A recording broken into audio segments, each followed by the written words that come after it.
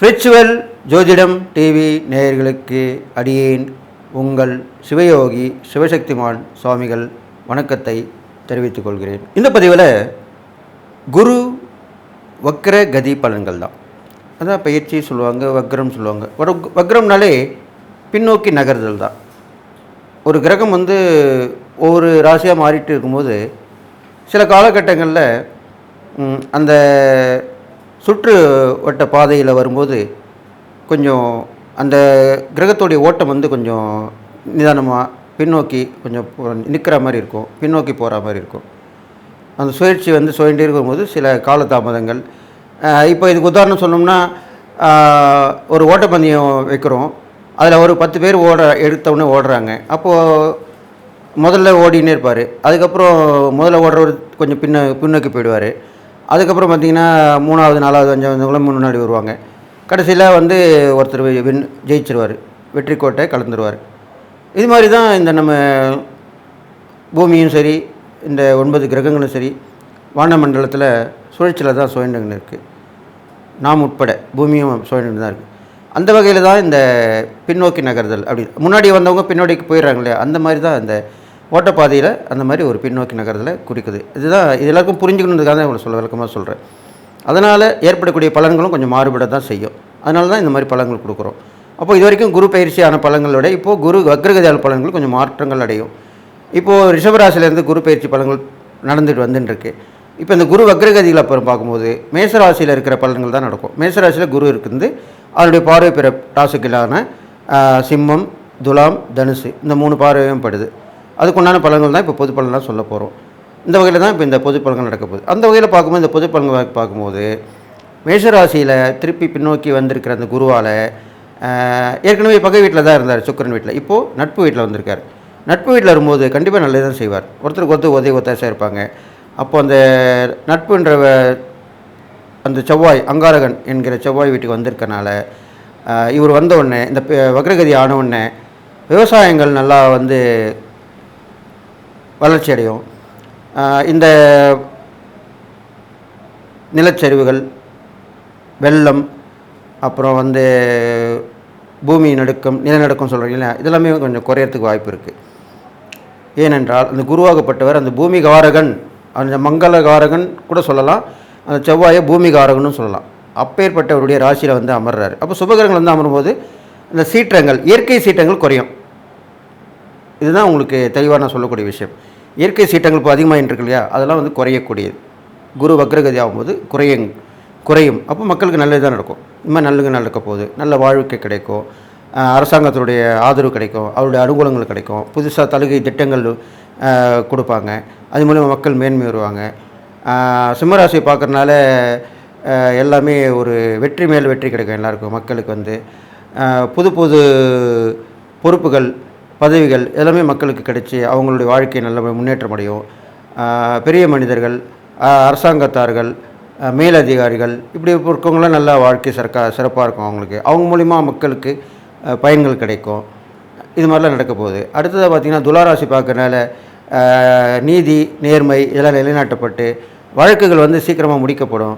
அதனுடைய முடிவு சுபமாக இருக்கும், நல்லாயிருக்கும், நியாயமான தீர்ப்பாக இருக்கும். இதெல்லாமே நடக்க போகுது இப்போ இந்த குரு வக்ரகதியில். அது இல்லாமல் தனுசு ராசியும் அவர் பார்க்கறனால ஒரே குறிக்கோளோடு இருக்கக்கூடிய விஷயங்கள் நடக்கும். நம்ம ஒரு நினச்சிருப்போம், அதையே நினச்சிக்கிட்டே இருந்தோம்னா கண்டிப்பாக நடந்துடும். அதுதான் அந்த குரு வக்ரகதியில் நடக்கும். அது இல்லாமல் குருவோடைய பார்வை கிடைக்கிறனால அந்த குருவோட வீடு தான் அந்த தனுசு வீடும். அப்போது குரு கடாட்சம் கண்டிப்பாக கிடைக்கும். அப்போது என்ன பண்ணணும்னு கேட்டிங்கன்னா, இந்த குரு வக்ரகதியில் எல்லாருமே அவங்கவுங்களுடைய குருமார்களை வழிபடலாம், நவகிரகத்தில் இருக்கிற குருவை வழிபடலாம், குரு தட்சிணாமூர்த்தியை வழிபடலாம், மகான்களுடைய தரிசனம் பெறலாம், ஜீவசமய தரிசனம் தேடி போய் பார்த்துட்டு வரலாம். இதெல்லாமே செய்யலாம். இதெல்லாம் செய்ய மக்களுக்கு இந்த பொதுவான பலன்கள் நன்மை தான் அளிக்கும், தீமை இருக்காது. குரு வக்ரகதியில் போனால் கூட நன்மை தான் செய்வார். அவர் சுபகிரமாக இருக்கனால நன்மை தான் செய்வார். அளவான மழை, அது இல்லாமல் நிலநடுக்கம் குறைஞ்சி, மண் சரிவுலாம் இப்போ இருக்குல்லையே அதெல்லாம் குறைஞ்சி, அது இல்லாமல் புயல் மழை எல்லாமே ஓரளவுக்கு குறைஞ்சி மக்கள் சுபிட்சமாக இருப்பாங்க. தங்கம் விலை கண்டிப்பாக இறக்கமும் இப்போ இறங்கி வந்திருக்கு. இருந்தாப்புல நான் சொன்ன முன்னாடியே நான் சொல்லியிருக்கேன், அந்த மாதிரி காலகட்டங்களில் இப்போது இறங்கக்கூடிய நேரமும் இப்போ வந்திருக்கு. குரு வக்ரம் பெற்றிருக்கும்போது தங்கம் விலை கண்டிப்பாக இறங்கும். ஏன்னா குரு தான் பொன்னவன், பொன் தங்கத்துக்குரிய கிரகம் வந்து அந்த குரு தான். அப்போ அந்த குரு வக்ரகதி பெற்றிருக்கும்போது கண்டிப்பாக தங்கம் விலை குறையும். இதை நீங்கள் பயன்படுத்தி மக்கள் எல்லோரும் அதை வாங்கி பயனிடுமாறு கேட்டுக்கிட்டு இந்த பொதுவான பலன்கள் சொல்லியிருக்கேன். இனிமேல் நம்ம 12 ராசிக்கு உண்டான பலன்கள் சொல்ல போகிறோன்னு சொல்லி இப்போ நான் என்னுடைய குருநாதரை வணங்குகிறேன். ஓம் குருப்யோ நம. நற்பவி நற்பவி நற்பவி. ஓம் காஞ்சி வாசாய வித்மகி சாந்தரூபாய தீமகி தன்னோ சந்திரேந்திர பிரசோதயாத். என்னோட ஆத்மாதின மகா காளி வணங்குகிறேன். ஓம் காளிகாசாய வித்மகி மசான வாசின்ன தீமகி தன்னோ அகோர பிரசோதயாத். வருகின்ற அக்டோபர் 15/10/2024 முதல் பிப்ரவரி 11/11/2/2025 வரை கிட்டத்தட்ட ஒரு 118 நாட்கள் இது குரு வக்ரகதி காலம்.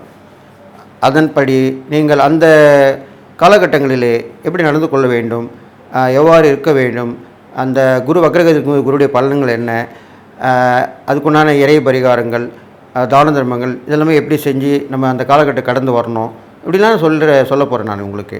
அதனால் நீங்கள் அதனுடைய பயனை பெற்று அதை கேட்டு கவனமாக கேட்டு நான் சொல்லக்கூடிய விஷயங்கள்லாம் கவனித்து நடந்து வந்தீங்கன்னா கண்டிப்பாக நல்லது நடக்கும். அது இல்லாமல் இந்த பொண்ணுன்ற குரு பகவான் வந்து தங்கத்துக்கு அதிபதி சொல்லப்பட்டிருக்கு, தனகாரகன்னு சொல்லப்படுறான். தனகாரன்ற போது நல்ல ஒரு கொடுக்கல் வாங்கல் சீராகும், பணப்பழக்கம் எல்லார்கிட்டையுமே இருக்கும். தங்கம் வந்து விலை இறங்கி அது வாங்கக்கூடிய சூழ்நிலையும் அமையும். ஏனென்றால் இப்போது இருக்கிற ஏற்றங்கள் வந்து இனிமேல் குறைஞ்சிரும். குரு வக்ரகதி வரும்போது கண்டிப்பாக தங்கம் விலை குறையத்தான் ஆரம்பிக்கும். அதன்படி தங்கம் விலை குறைந்து மக்களுக்கு மகிழ்ச்சி ஏற்படும், சுபகாரியங்கள்லாம் நிறைய நடக்கும். இப்போ தங்கம் விலை குறைஞ்சினாலே எல்லாருமே வாங்க ஆரம்பிச்சிடுவாங்க இல்லையா? அப்போது சுபகாரியங்கள் நிறைய கூடும். திருமணங்கள், சீமந்த சடங்குகள், இது மாதிரி பிறந்த நாள் விழாக்கள், இது மாதிரிலாம் கண்டிப்பாக எல்லாமே சுபகாரியங்கள் எல்லாமே கண்டிப்பாக நடக்க போகுது. அப்போது குரு வக்ரகதி பெற்றிருக்கும் போது, ஏனென்றால் பழமையான அந்த ராசியிலே அவர் மேச ராசியிலே அமர்ந்திருக்கிற நோக்கத்தோடு இந்த சொல்லப்படுகிறது பலன். அப்போது கண்டிப்பாக உங்களுக்கு நன்மையான பலன்கள் தான் நடக்க போகுது. கெடுபலன்கள் கண்டிப்பாக குறைஞ்சிரும். மக்கள் வந்து மட்டன் மகிழ்ச்சி கொள்வாங்க. அரசாங்கங்களுடைய ஆதரவு கிடைக்கும். எல்லோருடைய ஆதரவும் கிடைச்சி எல்லாம் நல்லபடியாக இருப்பீங்க. குழந்தை செல்வங்கள் அதிகமாக இந்த காலகட்டத்தில் பிறந்து அறிவுள்ள குழந்தைகள் பிறக்கும். அது சொல்ல வேண்டிய விஷயம். அப்படிலாம் பிறந்து நல்ல வாழ்க்கை, அவர்களுடைய வாழ்க்கை முன்னேற்றங்கள் நல்லபடியாக இருக்கும். புத்திர பாக்கியங்கள் கண்டிப்பாக கிடைக்கும். இதெல்லாமே சொல்லப்பட்டிருக்கு. இது இல்லாமல் பொதுவான பலன்கள் இந்த வரிசையிலே பார்க்கும்போது இந்த குருவுடைய வக்ரகதி பலன்கள் கண்டிப்பாக எல்லோருக்கும் நல்லது தான் செய்ய போகுது. எல்லாருக்கும் எல்லாமே கிடைக்கக்கூடிய அமைப்பாக இந்த குரு வக்ரகதி பலன் கிடைக்க போகுதுன்னு சொல்லி நீங்கள் எல்லா நாளும் பெற்று வாழணும்னு சொல்லி வாழ்த்து இப்போ 12 ராசிக்கு உண்டான பலன்களை பார்க்கலாம். அன்பு நேயர்களே, 12 ராசிகளுக்கு உண்டான குரு வக்ரகதி பலன் தான் சொல்லிட்டு வரேன். அந்த வகையில் இப்போது கடகராசிக்காரன்னு சொல்ல போகிறேன். கடகராசிக்காரனுக்கு ஏற்கனவே நல்லா தான் இருந்தது. குரு வந்து 11ஆம் இடத்துலேருந்து நல்லா அற்புதமான பலன்கள் கொடுத்துட்டு வந்தார். இப்போ குரு வக்ரகதின்றீங்களே, பயமாக இருக்கே, ஏதாவது தவறாக நடக்குமா அப்படின்னு கேட்டிங்கன்னா அதுதான் இல்லை. ஏனென்றால் உங்கள் ராசியில் குரு உச்சம் பெறுகிறார். அது இல்லாமல் உங்கள் ராசியில் உள்ள பூச நட்சத்திரக்காரங்களுக்கு குரு அதிதேவதையாக இருக்கிறார். இந்த 2 வகையில் குரு கடகராசிக்கு நன்மை தான் செய்வார். ஏன்னா குரு கடகத்தில் உச்சம் பெறுகிறார், பூச நட்சத்திரத்துக்கு அதிதேவதையாக விளங்குகிறார். இந்த 2 விஷயமும் குருவுடைய விஷயமாக இருக்குது. அப்படி இருக்கும்போது அவர் எப்படி உங்களுக்கு கெட்ட காலத்தில் வந்தால் கூட நல்லது தான் செய்வார், கவலைப்பட வேண்டாம். அப்போது குரு வக்ரமாக இருக்கும்பொழுதும் உங்களுக்கு நன்மை தான் செய்யும். இன்னும் கொஞ்சம் குறையும், அவ்வளோதான். அதனால் ஒன்றும் தெரியல, நீங்கள் அதில் தப்பி தவறி மேலே வந்துடுவீங்க. அதனால் இந்த குரு வக்ரகதி பலன்கள் நம்மளுக்கு பயமாக இருக்கும், ஏதோ இருக்குமோ என்னவோ இருக்குமோன்னு பயப்பட வேண்டியதில்லை. இருந்தாலும் அந்த குரு பின்னோக்கி நகர்ந்து அந்த வக்ரகதி பலன்கள் ஏற்படும் பொழுது உங்களுடைய ராசிக்கு 2, 4, 6 இந்த மாதிரி இடங்களை பார்க்குறாரு. அப்போது குரு அந்த 10 கூடிய இடத்துல இருக்கிற அமைப்பு தான் உங்களுக்கு சொல்லப்பட்டிருக்கு. அப்போது குரு 10க்குள்ள இருக்கும்போது நல்லா கேட்டுங்க. இப்போ குரு நல்லா இருக்கும்போது உங்களுக்கு அந்த பதவி உயர்வு, உத்தியோகம் எல்லாமே கிடச்சிருக்கும். அந்த குரு வக்ரகமாக இருக்கும்போது என்னன்னா சிறு சிறு சறுக்கல்கள் ஏற்படும். அப்போ நீங்கள் என்ன பண்ணணும், வேலையில் கவனம் செலுத்தணும், ஒரே குறிக்கோளில் இருக்கணும். அப்போ கண்டிப்பாக நல்லது நடக்கும். அதை நீங்கள் கவனம் இல்லாமல் போனால் தான் கொடுத்த பதவியில் வந்து சில பேர் இப்போ சொல்லுவாங்க இல்லையா, ஒருத்தருக்கு ஒரு ப்ரொமோஷன் கிடச்சிருக்கும், அவர் அந்த வேலையில் சரியாக செஞ்சுருக்க மாட்டார். அப்போ என்ன பண்ணுவாங்க, டிகிரேட் பண்ணுவாங்க. டிகிரேட்னா அந்த பதவி உயர்வு வந்து பதவி இறக்கமாகிடுவாங்க, வெயிட்டிங்கில் போடுவாங்க, வெயிட்டிங் லிஸ்ட்டில் போடுவாங்க, பதவி இறக்கம் பண்ணுவாங்க. இப்போ கவர்மெண்ட் சர்வெண்ட்லாம் தப்பு பண்ணாங்கன்னு வச்சுங்க, போலீஸ் டிபார்ட்மெண்ட் இருக்கவங்க இது மாதிரிலாம் அவங்கள வெயிட்டிங் லிஸ்ட்டில் தானே போடுவாங்க, பார்த்துருப்பீங்க. அது மாதிரி தான் நடக்குமே வழியே அந்த வேலையே போயிடாது. அதனால் கவலைப்பட வேண்டாம். அப்போது கண்டிப்பாக நல்லதாக நடக்க போகுது. அந்த 10ஆம் இடத்து பலன் தான் கொடுக்க போகிறாரு. 10ஆம் இடத்து பலன்ற போது உத்தியோகம், வியாபாரம், தொழில் இதெல்லாமே கொடுக்கக்கூடிய அம்சமாக சொல்லப்பட்டிருக்கு. அதில் வந்து கொஞ்சம் ஏற்ற இறக்கங்கள் இருக்க தான் செய்யும். இருந்தாலும் அது குறுகிய காலம்தான், கிட்டத்தட்ட ஒரு 3 மாத காலம்தான். அதுக்கப்புறம் உங்களுக்கு சரியாக தான் ஆகிடப்போகுது. அதனால் நீங்கள் இப்போ நான் சொல்லக்கூடிய இறைபறிகள் தாரணம் பண்ணிட்டு வந்தாலே அதில் நீங்கள் அழகாக வெளிப்பட்டு வந்துடலாம். இது இல்லாமல் உங்களுக்கு மேலுக்கு மேலும் செல்வம், செல்வாக்கு, அந்தஸ்து எல்லாமே பெருக்க போகுது. உங்களுடைய திறமை வெளிப்பட போகுது. இதெல்லாமே நடக்க போகுது. அதனால் பயப்பட வேணாம். அது இல்லாமல் உங்களுக்கு 2ஆம் இடத்தை அவர் பார்க்கறனால நல்ல தடைப்பட்ட வருமானங்கள் வந்து சேரும். கொடுக்கல் வாங்கல் சீராகும். அது இல்லாமல் குடும்பத்தில் எல்லோருடைய மதிப்பு உங்கள் மேலே வந்து விழும்.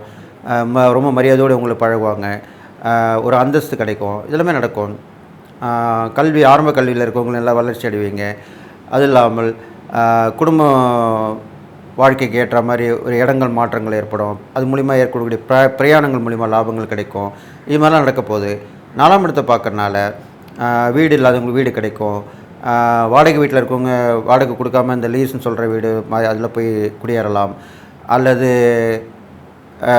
மாதம் ஒரு இஎம்ஐ சொல்கிறேன் இல்லையா, வீடு வாங்க, அது மாதிரி கூட வாங்கி போகக்கூடிய அமைப்பெல்லாம் இருக்குது. அதில் போய் சேரலாம். இடம் வாங்கி போடலாம். இது மாதிரிலாம் பண்ணலாம். வண்டி வாங்கலாம். பழைய வண்டி கொடுத்துட்டு புதிய வண்டி வாங்கலாம். இதெல்லாமே செய்யக்கூடிய நேரமாக தான் இப்போ சொல்லப்பட்டிருக்கு. அதனால் இங்கே வந்து உங்களுக்கு எல்லாமே சேர்ந்துடும். அது இல்லாமல் நண்பர்கள், உறவினர்கள் எல்லாமே நல்ல உதவி எண்ணத்தோடு இருப்பாங்க. புது நட்புகள் ஏற்படும். அதான் முக்கியமாக சொல்லணும். ஃப்ரெண்ட்ஷிப், நிறைய கான்டாக்ட் கிடைக்கும். வெளி வட்டார பழக்கங்கள்லாம் நிறைய அதிகமாக இருக்கும். அக்கம் பக்கத்து வீட்டில் உள்ளவங்க, எதிர் வீட்டில் இருக்கவங்க, பக்கத்து வீட்டில் இருக்கவங்க எல்லாமே உதவி புரிவாங்க. உங்களுக்கு வந்து என்ன வேணும்னு கேட்டு அவங்களே செய்வாங்க. இது நாள் வரைக்கும் வராமல் பழகாமல் இருப்பாங்க. இனிமேல் வந்து நல்லா பழகி என்ன வேணும், ஏது வேணும் அப்படி கேட்பாங்க.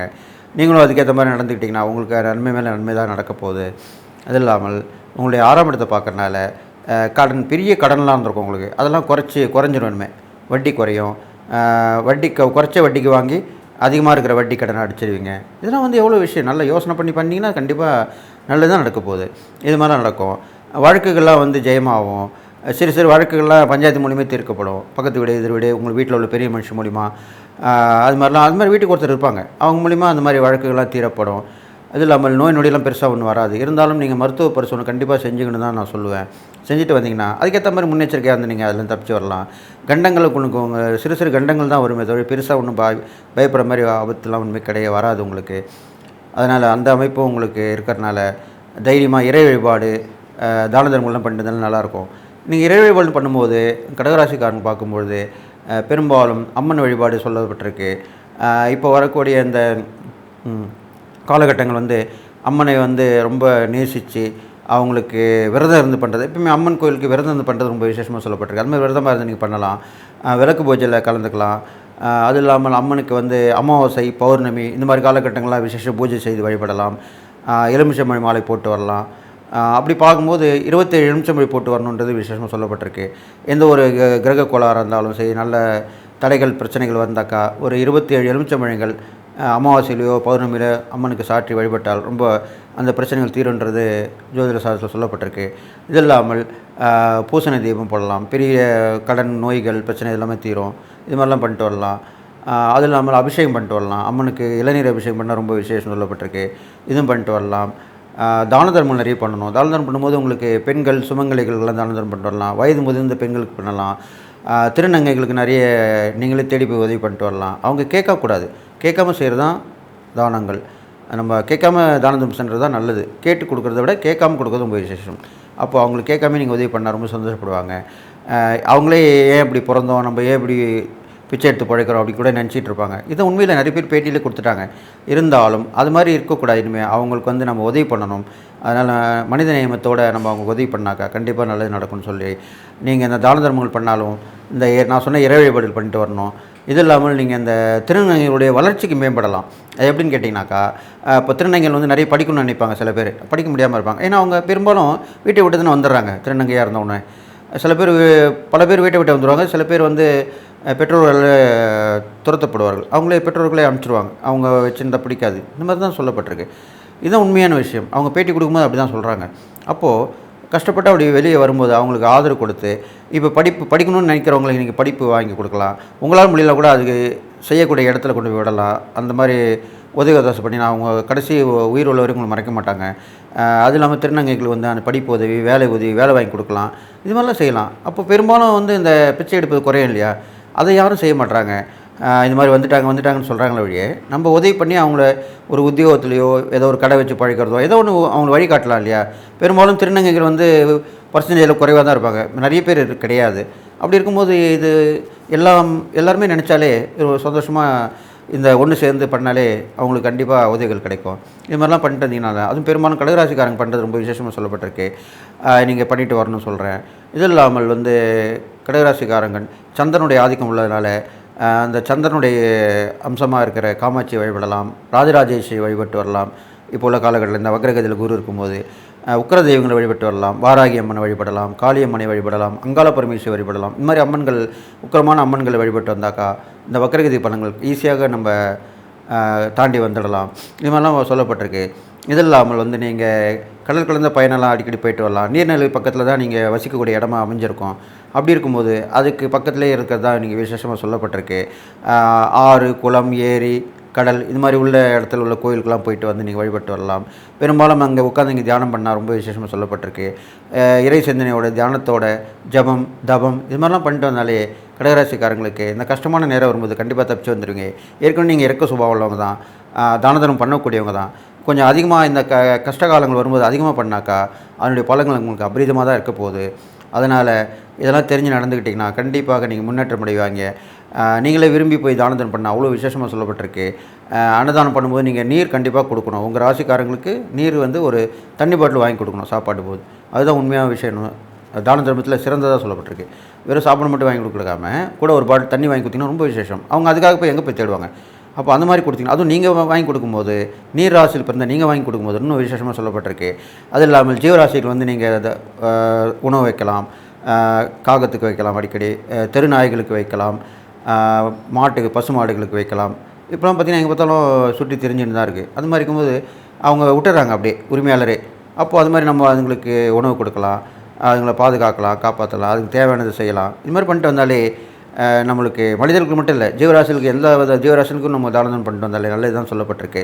அதனால் கடகராசிக்காரங்களுக்கு இந்த குரு வக்ரகதி பலன் கண்டிப்பாக நன்மையும் கலந்து இருந்தாலும் நான் சொன்னக்கூடிய இந்த இறை பரிகாரங்கள் தானம் பண்ணிட்டு வந்தீங்கன்னா கண்டிப்பாக இருந்து மீண்டு வந்துடுவீங்கன்னு சொல்லி நீங்கள் எல்லா நாளும் பெற்று வாழணும்னு சொல்லி வாழ்த்தி விடைபெறுகிறேன். நன்றி, வணக்கம்.